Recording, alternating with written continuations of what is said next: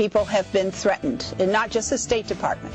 The people have been threatened at the CIA. It's frightening, and they're taking career people and making them well aware that their careers will be over. That is local attorney Victoria Tunsing. As she's been explaining, she wants to represent someone who knows a lot about Benghazi. And this person wants to testify, but she can't get clearance from the State Department. She can't get clearance to have a conversation in detail about the top secret things that her client knows. So what's going on with this? Are people being intimidated? Why is there such foot dragging going on at the State Department? We're joined now on the Newsmaker Hotline by Representative Trey Gowdy, Republican from South Carolina, but importantly for our discussion, he's a member of the House Oversight and Government Reform Committee.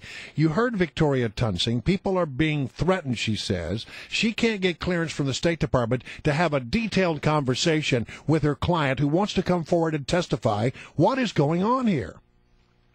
Well, what's not going on here is a desire to get to the bottom of Benghazi, which is what we've been promised for 7 months now. And I can tell you this without I have not talked to counsel, to Ms. Tunsing, other than to see her on television, but I can tell you that since the morning of September the 12th, there has been a calculated effort to keep people from finding out what happened in Benghazi. And that is true at the congressional level, and we're going to find out.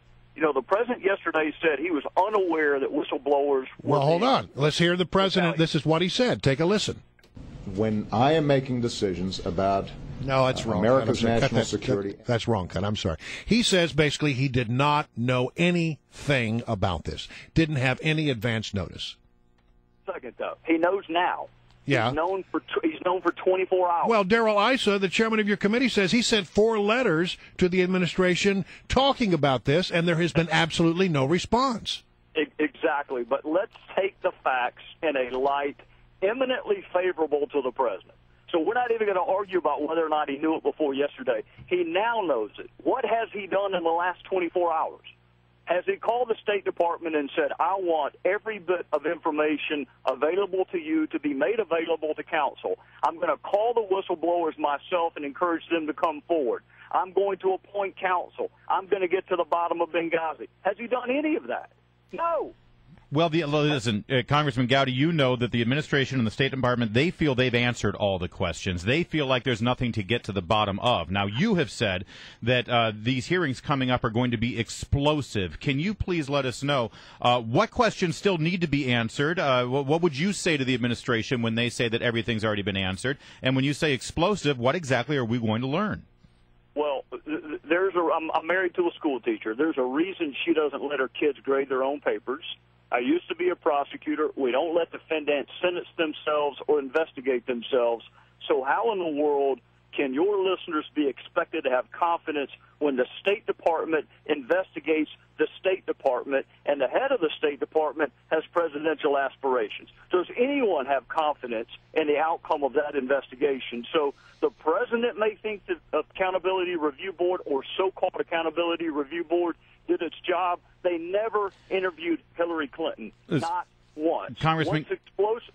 Yes, sir. Congressman, I just wanted to ask you, Fox News had a whistleblower. He was shrouded in secrecy. They disguised his voice and his face, and he was contending that there were military options that evening that could have been deployed so that there could be some intervention. Is that what you understand to be the truth? And if so, have we been lied to?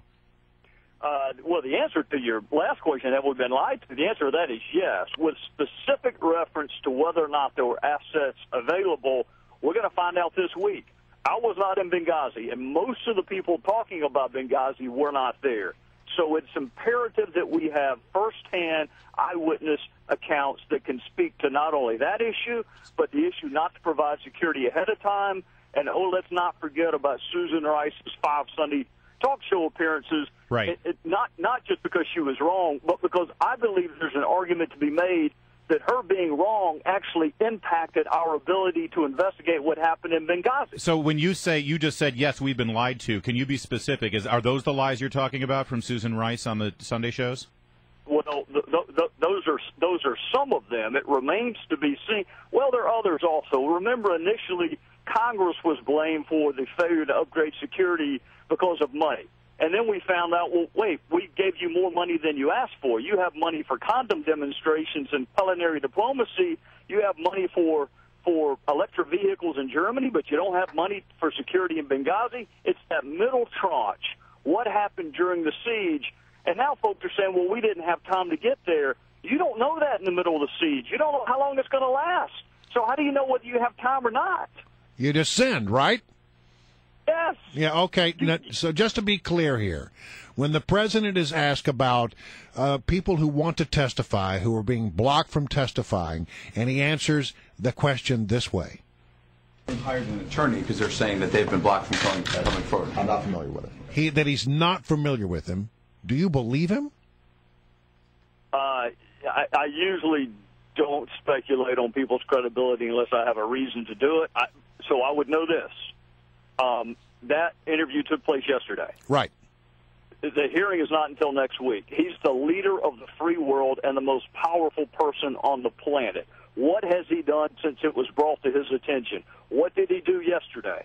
I know this. There are a gaggle of attorneys that were appointed to represent the interests of suspect number 2 to try to keep him off the gurney board. What's been done for the whistleblowers that are trying to help us find out how 4 fellow Americans were murdered? How many attorneys have been appointed for them? How many times has Eric Holder called folks and said, I need you to come forward. I encourage you to come forward.